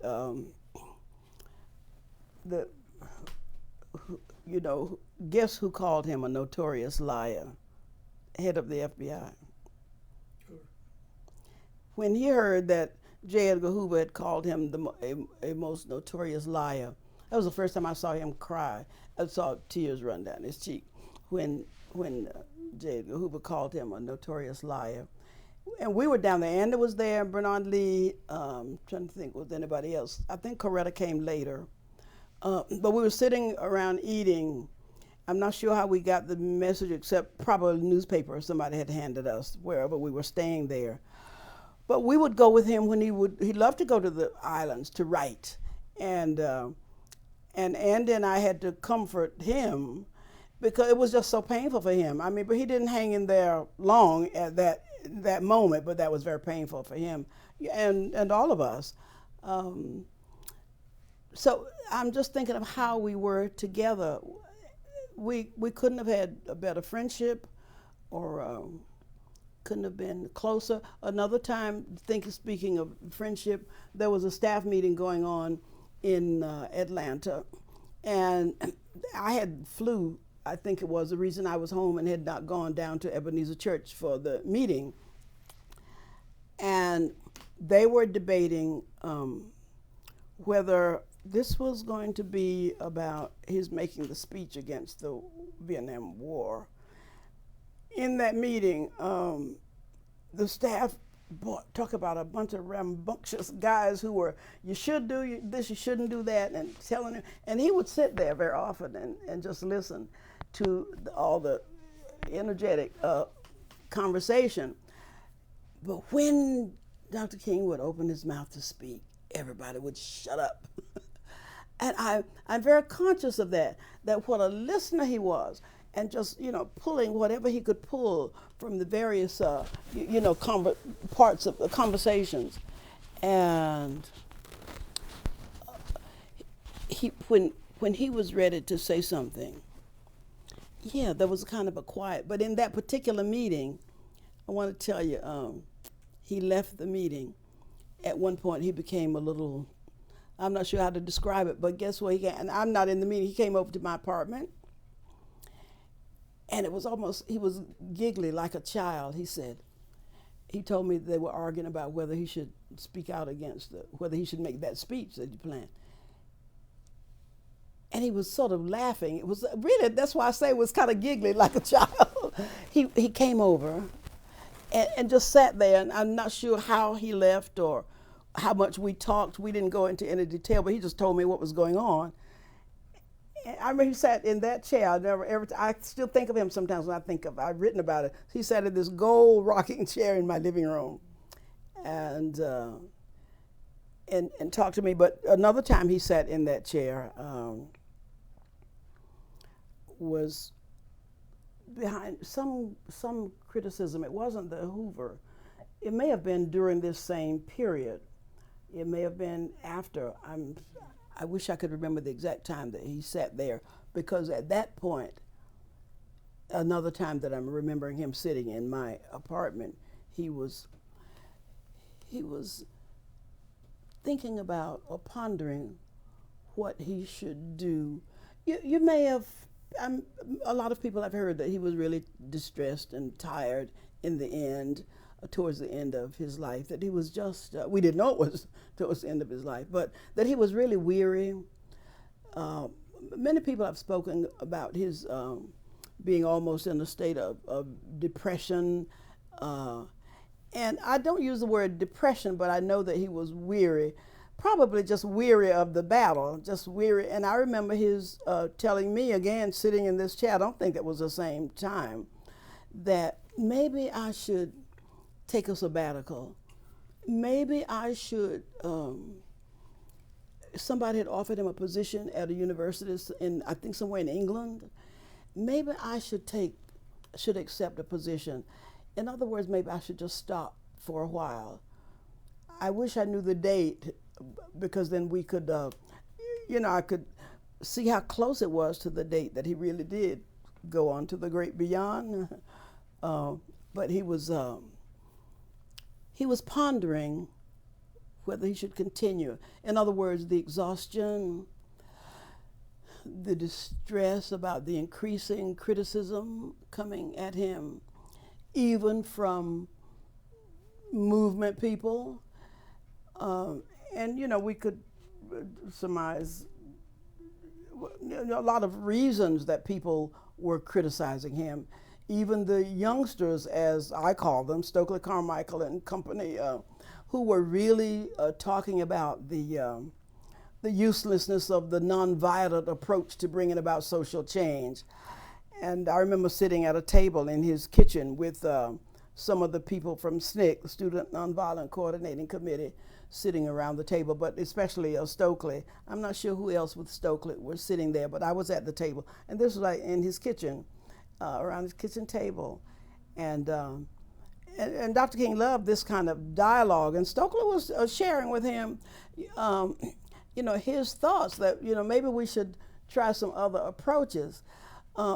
This wasn't said at that table, but Dr. King loved dialoguing about people. I remember Stokely, they liked talking about Frantz Fanon and some other writers, and that they would quote, and trying to prove to Dr. King that we should try some other approaches. But I remember ultimately Dr. King said, and I think this was in the speech, not at the table, that was a more informal dialogue around the kitchen table. But it is recorded, Dr. King said, if I am the last lone voice speaking for nonviolence, that I will do. And even if he couldn't get other people to really understand that, the end we seek is pre-existent in the means we use. The end we seek is pre-existent in the means we use. He really believed that. And I know he believed that, and he lived that. And I think that many people, I don't know how many, but people were weary. Black folk were tired of struggling, even though there had been some victories and Civil Rights Bill and others. But I think that maybe the culture, the people en masse were transitioning to another way of thinking about our fight for desegregation, for working to break down what I call our American style apartheid, that people were weary, as was Dr. King, but he never gave up on the fact that nonviolence was the way. Yeah. The end we seek is pre-existent in the means we use. He really believed that. Did you have an opinion, a strong opinion one way or the other at the time about his decision, say, to speak out on Vietnam, knowing what all the ramifications of that public position would be? The same thing. I don't remember a lot of debate, but I do know that it never occurred to him not to do it. And what I just shared, even on the heels of this discussion, because there were people on the board of directors. There was a family friend, Marion Logan, signed a letter which we don't think she wrote, and the letter urging him not to do that. And you know, my sense was, and maybe his too, you know, what does she know? How come she thinks she knows more whether he should speak out against the war or not? But he never, what I just quoted in terms of his saying, if I am the last lone voice, actually that was sort of at the end of all this dialogue about as to whether he should speak out against the war or not. When the letter came, and I think he was more committed to saying what he really felt. He was more committed than maybe than before, because once the criticism and the advice not to do so, I think that strengthened him in his belief. He would just be quiet, go into the silence, as is often said, and come really clear what his response would be, and it was just what I've said. Did you ever have or the close circle around Dr. King, and you personally, did you ever have specific intimations that threats were pressing in very close to him that could, did you ever have knowledge of specific fears and worries about attempts on his life? Yeah, but I think that we knew the threats were coming fast and furiously. The threats on his life, but they were not so overt, I guess is the term. The threats were not so overt that we would even consider stopping our work or creating a different plan. I remember that I could feel more anxious if somebody's running up to him in an airport, for example, as we were always going somewhere. And I remember that I was more nervous about the person running towards him than he I don't think he was nervous at all. But those of us around him, I have a sense that Dr. King had accepted that he might go out in a violent way because there was that kind of hatred abroad in the land. But I can't believe that it was an operating consciousness with him, because I would step closer to him when somebody was running in an airport to shake his hand. Then he's ready, he's got his hand out and he's ready to shake hands with the person. It didn't control his behavior at all. I think it was those of us around him. I remember once, Andy can tell you this if you're going to talk with him, that Andy, we were having a big march. I'm not thinking of which one it was at this moment, but Andy surrounded him with a lot of guys that Andy thought looked like Martin, that looked like him, because then people, if they shot, they won't get our leader. But Andy was conscious of that. We were, more than Dr. King was. But Andy got all these guys that look, and Andy chuckles when he talks about they don't know why I put them up around Dr. King. It wasn't because they were important. It was because they would take the bullet and not Martin would take, it was that sort of thing. So the threats didn't control our lives. So, nor his, sorry. Let's pause for just a sec. Yeah. Okay, we're back. We're back after a short break. Ms. Cotton, I want to ask about your reflections on the very, very challenging transition after Dr. King's assassination. And it's very difficult, obviously, for me to imagine what that loss must have been. But I wonder how looking back from this long distance now, how you made your way forward? How did I make my way forward? I'm conscious of a statement that one young man who was on our team at some point, after 3 years, I remember this young guy who worked with us kind of late in the SCLC movement. I remember his observing, "You all are coming out of mourning now." This was after 3 years, and I didn't know that he saw us as in mourning, but clearly, you know, there were not a lot of words around that. There's some things that are so, feelings so deep and have such an impact that words just don't seem to, the right words don't seem to come easily to describe it. But it was like we not only lost our leader, we lost our inspiration, we lost our best friend. Some of us knew him as a best friend.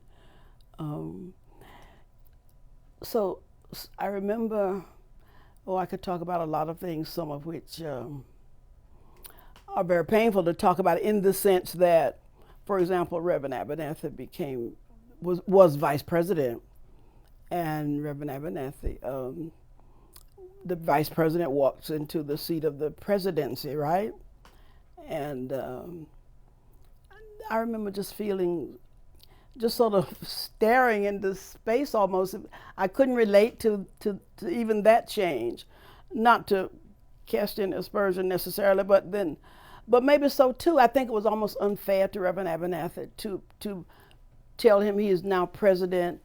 I may have shared with you that Dr. King sometimes called us this team of wild horses, in a loving kind of way, but, you know, just arguing and really into our part of the work, and we were just giving all of our lives and our energy to the part of the work. You know, one guy, you know, if you talk to C.T. Vivian, when one guy organizing preachers all over the South, and you know, and Hosea and his voter education, and even though I might have wanted to put him in the trunk and sit on it sometimes, but I also loved Hosea in a special kind of way, like your naughty, your rambunctious brother. But so having all of that energy now, I think nobody knew what to do with that, with what we were left with, and what we were left with was an incredible void that nobody could fill. What is clear to me is that, you know, I could look out among the team, the SCLC staff, and I could eventually, for example, hear Andy saying he's going to run for mayor. I look out, I can reflect back and think that the reason, actually it was Andrew Young, my good friend Andy, till this day, you know, I really honor him for being incisive enough to know that I needed to do something else. And one day he got word that the people in Birmingham, Alabama needed a Head Start director. And this is 3 years after Dr. King's death. And Andy said, they need a temporary director. Why don't you go over and work with them for it? And I didn't, but I did it so readily and so easily. So Andy saw something that I'm walking around like trying to do my work, but I needed to do something else. And Andy saw that, I think, and suggested that I go over and fill this. The Head Start director had left seemingly under some kind of cloud or something in Birmingham. But so I went to Birmingham. I just left. And one reason it was easy to leave, it wasn't SCLC as I had known it. There wasn't the same energy.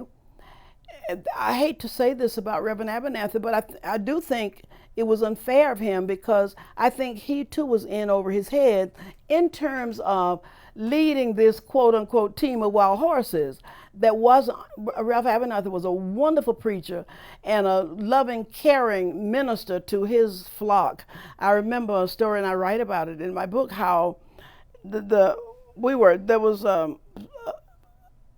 I don't know if it was a march, but there was some blockade, and we were not supposed to go past the blockade. But the police managing that blockade saw that this was Reverend Ralph Abernathy, now president of SCLC, so they were going to let him through, but nobody else. I think we were going to a meeting at the church, and Reverend Abernathy said, well, I won't go unless you let the people behind me go, because they are the members of my choir, they are the members of my church, and they need to get, and he negotiated so that the police would not just let him through, but he was just a caring and was very sensitive to that. But I don't think Reverend Abernathy could have led that team of wild horses. I keep using that term because as Dr. King called us, in a very loving kind of way. He was like thrown in the water above his head, as the saying goes, something like that. So Andy was talking about running for, this is after, I don't know, maybe 3 years, Andy will remember the exact date. But, and I'm going over to Birmingham, and not only did I go over to be the Head Start director for Jefferson County, I took an apartment over there, and it was like, it felt good to be out of that office. And the reason it felt good, and my office was right, I could hear conversations if the doors were open between the president's office, where Dr. King sat, and my office running the Citizenship Education Program. And I heard Ralph say through the doors one day, I hate to say this, but I think I'm going to say it. I heard him say to someone on the phone, well, I would do whatever he was talking about, but I don't have anybody to help me. And I remember that I had tears in my eyes, because he didn't have anybody to help him, because you can't help somebody if you don't know what they're doing or what they want to do. It's not a put down. It's just that I think that, I remember Jesse, I hardly want to mention Jesse in the midst of all of this, but I was going to say a staff member came to have a talk with the president of SCLC, and Ralph, well, make that somebody else, because this is what he, oh dear, you can't unsay something. and Ralph was sort of in a giggly, silly kind of way, make the person wait when they weren't waiting for anything, because he was in over his head, is my sense. Oh gosh, where are you going to play this? Let me ask a. Do you what I'm just saying? What I'm trying to say and trying not to say? Sure. You've written that nonviolence, that really coming into an understanding of the philosophy of nonviolence had changed you. It had given a place, a means to reposition what had been anger into a different kind of feeling. And you wrote that, I've read that your writing, that it really changed you. Did a violent death of Dr. King, did that change you in any fundamental way, absorbing that kind of a blow and having watched from such a close vantage point all the violence that was just visited upon so many movement participants? Did it change you in any way? I still believe in the philosophy and way of nonviolence. I still believe it is the way at many levels. I don't believe that having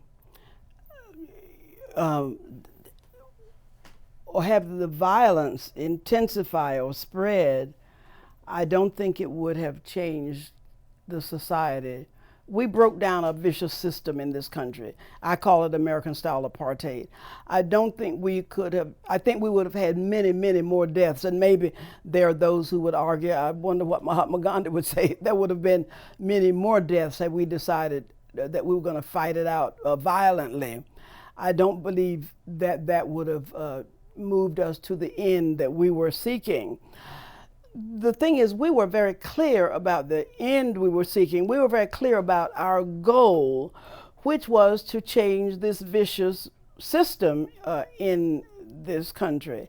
And this isn't original with me, but as someone has observed, racist, the deep kind of racism that we faced is a sickness.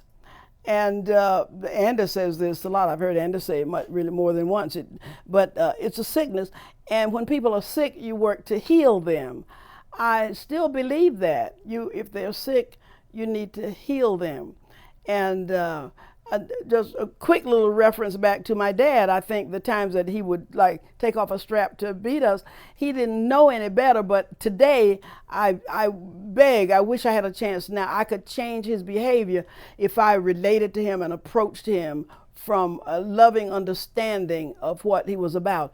Now, the racism as we faced it was vicious, it was hard, but I can't think of a way that would have changed the system, that would have saved massive numbers of lives. Even we could almost count the folk who were killed, on a couple of hands, 2 or 3 hands perhaps.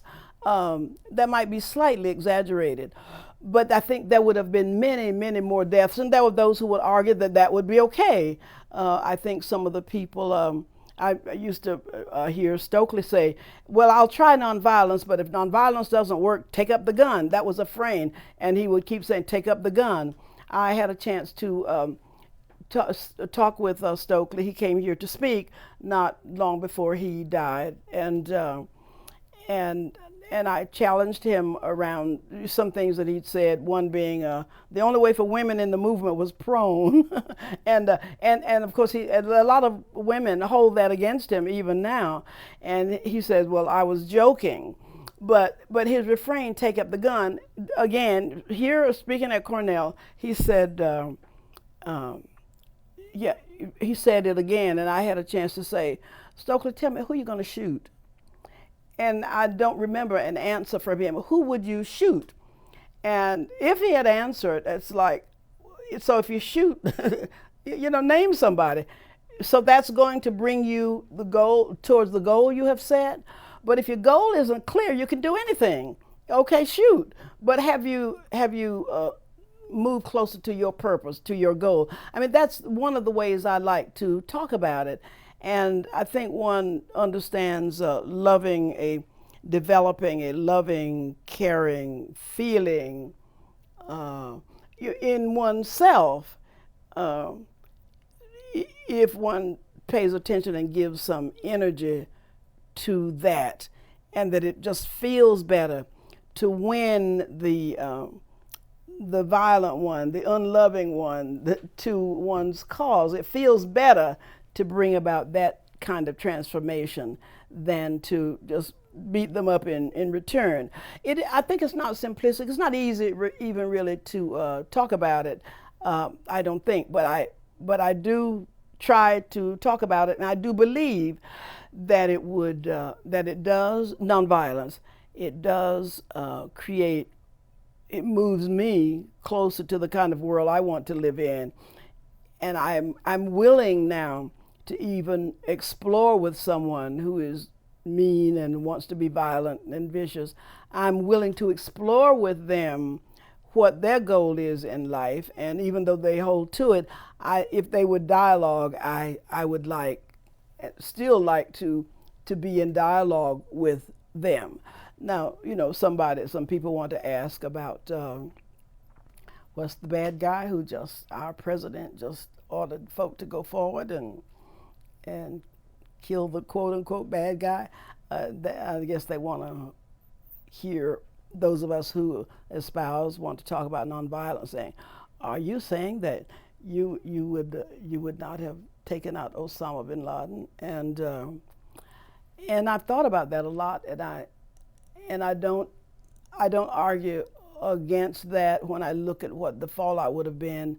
this probably is not relevant to what you want to talk about, I but understand what but I did think about the fact that it was discovered that he apparently had plans to derail trains and kill many more people. That he had, so I think, and I never knew that I could say that, but I find myself reflecting on that now. If he was going to derail some trains and bring down some more planes, maybe he needed to be taken out. In other words, I don't criticize Obama, our president, for giving the order to let it go forward.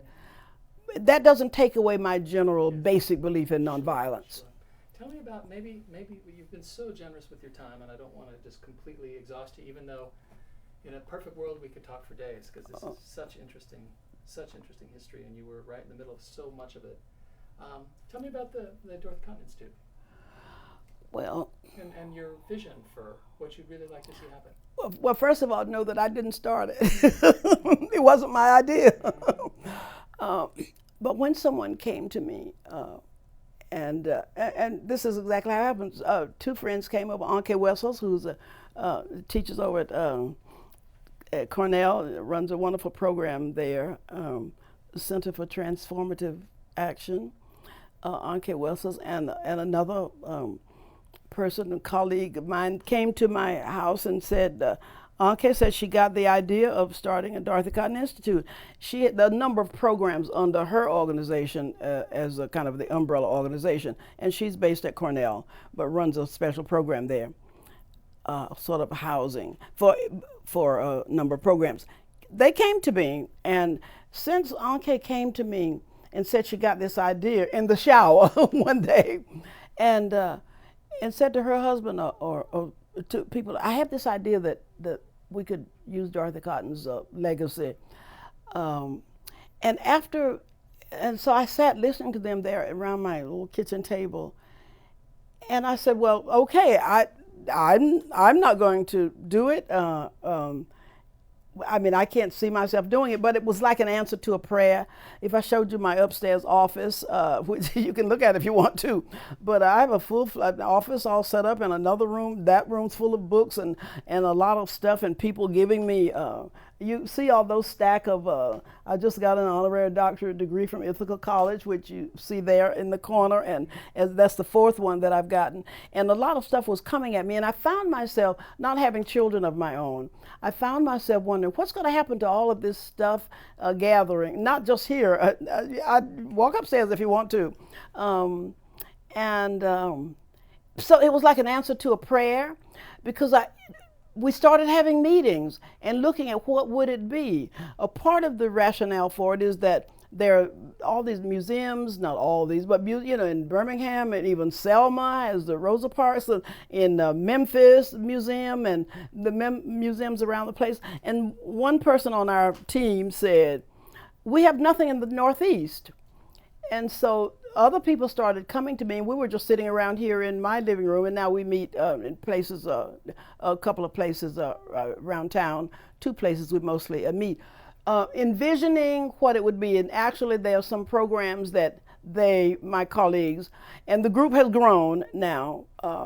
It has grown to about, the steering committee, we're calling it, 6 or 7 people who meet regularly, at least once or twice a month, and envisioning what it could be. We need something in the Northeast, and I'm honored that they chose me, and because, well, it was after I got an award at the Memphis Museum, which was quite an honor. It was like being at the Oscars. I had the presidential suite, and anyway, it was just wonderful. So it's just an evolving entity that somebody else had this idea. And I'm so grateful, as I said, because I wondered what would happen to all this stuff. Not a nice, good way to speak of it, but all the stuff, all the photographs and statues and things around. You could just look at a wall as you walk up my stairs, of plaques, and what am I going to do with it? I have one sister who would probably take it to a dumpster, but I have this group of friends who are putting it together, and well, we're all working on it, and I'm about to finish my book manuscript, and I will have more input.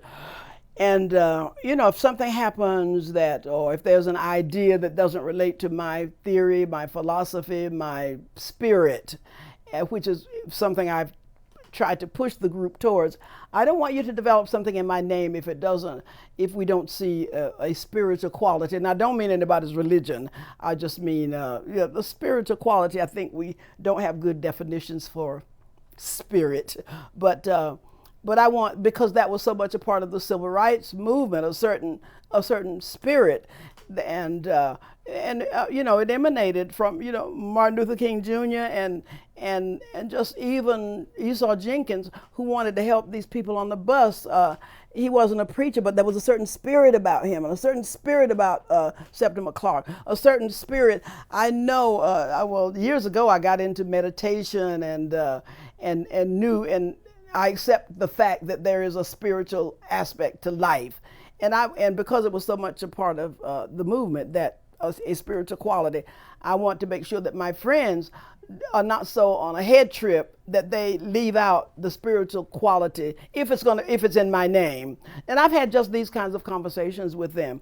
But they've done some training with teachers and looking at we have a whole plan which we could share with you. It's all on paper. Kirby could give you that on a flash if you Kirby Edmonds to send you our business, our not business plan, but our Vision statement?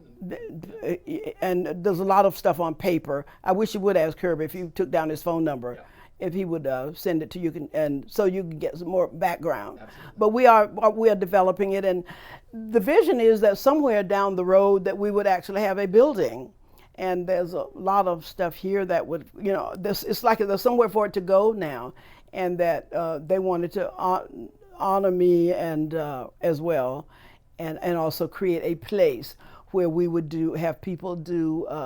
You'd probably be surprised at the number of people who have nowhere to tell their story, even people in the North who have had an experience, who went south and participated in a march.